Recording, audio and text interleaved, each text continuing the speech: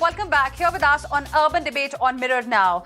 In India, we saw a spike in the number of COVID cases with 2,380 fresh cases coming in last 24 hours. That's 15% higher than what was reported a day earlier. The number of total fatalities is also rising after 56 people succumbed to COVID in the last 24 hours. India's daily tally had fallen below 1,000 mark on 4th of April. However, over the last few weeks, it is seeing an uptick in cases as Delhi, along with some other major cities, are seeing a surge in COVID count. The national capital saw 60% jump as the daily number of infections breached 1,000 mark in the last 24 hours, with around 1,009 cases coming on 20th of April.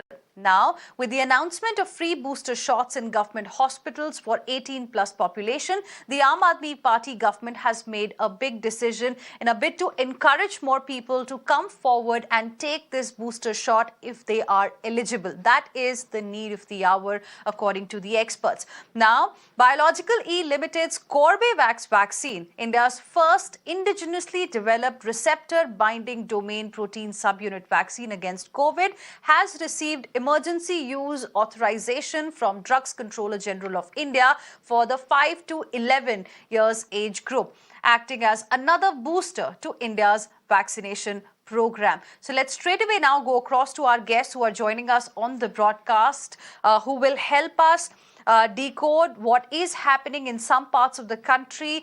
Is this going to trigger the fourth wave of COVID in the country? The way cases are rising, and how concerned should we be about the rise in cases amongst school children specifically? Joining us on the broadcast this evening is Dr. S.K. Sareen, Vice Chancellor ILBS. We also have with us Dr. Ashok Seth, Padma Bhushan and Chairman of Fortis Escorts Heart Institute. Appreciate both of you gentlemen. Thank you very much for joining us here on Urban Debate on Mirror Now this evening. Dr. Ashok Seth, how concerned are you because the cases are now being reported among school children as schools have reopened finally after about 2 long years? And what kind of precautionary measures do you think need to be taken? So Hina, first thing I'd say is, yes, there is no panic, but some concern. And it's too early to say whether this is a fourth wave.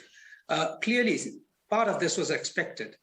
As the restrictions have gone, as complete opening has happened, as many masking restrictions went away, the fines went away, two things happened. Public thought that actually, as the masking fines went away, that there was no need to mask.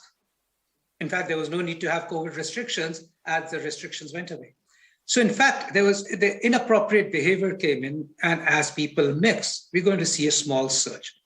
Time will tell us whether it's a surge or not. And truly, genomic scrutiny is extremely important this time to understand whether variants are taking over and is this going to be a surge. So I don't want to go backwards and say that, when Omicron started, we were still saying, will this go into a wave or won't it go into a wave?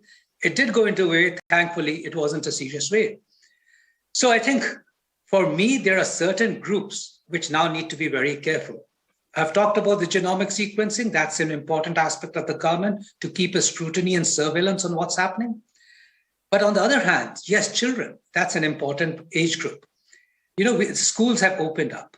I'm very clear, we can't go backwards in any of the openings that we've done. It's economical, it's important economically, it's important for livelihoods, but it's also important for education. We can't actually sacrifice education on the altar of COVID. So what becomes clear is that clear guidelines for school and school children need to come forth. What's the biggest problem at the moment? Even if 2 children in a school have COVID, which they can, and it's just going to be a mild COVID, there is a panic amongst both teachers and parents and school children. They don't know which way to move after that. They don't know whether they should send their children to school or not send their children to school. So clear guidelines are now needed, just like we did it for those who need to get admitted after COVID. We need guidelines for the schools and school children as to how they can actually create an atmosphere where education continues in person, and yet COVID precautions are paramount. Say like really having open windows, good ventilation, good spacing, education around COVID-appropriate behavior maintained by children as well as the teachers, and sanitation and hygiene on a regular basis, and then understanding who to isolate, who to move, and yet education needs to carry on. So we're very clear. Vaccination of children and young adults needs to happen. At the same time, education in person needs to continue, because that's the holistic education which our children need. They haven't had it for 2 years. Interesting. Clear guidelines for schools is what the government should also now look at. Important point you've made, Dr. Ashok Seth. Dr. Ashok Seth, one last question before I let you go. Now, I was looking at reports from other parts of the world. Children are getting infected around this time. Children who had COVID last year too are getting reinfected by COVID. Now, this is to allay the concerns of many parents, because this time, strangely, we are seeing more and more children getting infected by COVID. And we had heard before the third wave that in the third wave, children might get infected. That did not happen, but now it seems to be happening. Should we be a little concerned? What can you tell the parents who are worried today?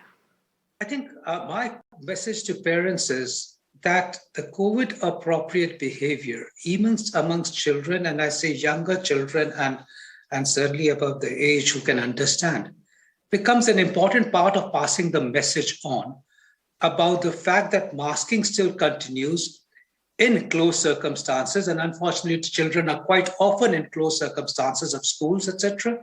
That sanitation and distancing continues as much as possible, apart from when they are in the open.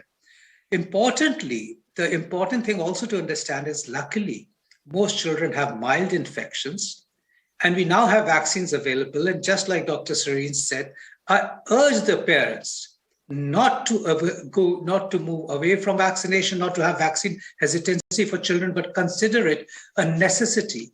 And finally, we must remember that despite vaccination, we would still have it, but it'll be mild infection.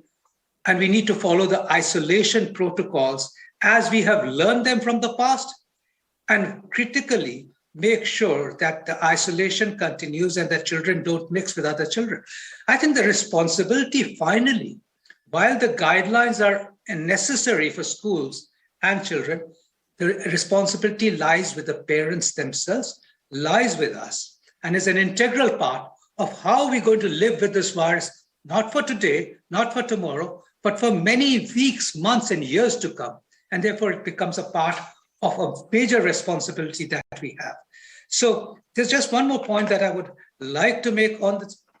While we worry about the children, we know in Delhi in the sero surveys, and Dr. Serene would bear me out, that it was already seen that even amongst children, silent infection had been very common. And there's a level of immunity related to infection, the true form of immunity, rather than just vaccination alone. And that may probably be helping a lot of children in these circumstances. But let's not be callous, let's not be careless, let's continue to be cautious.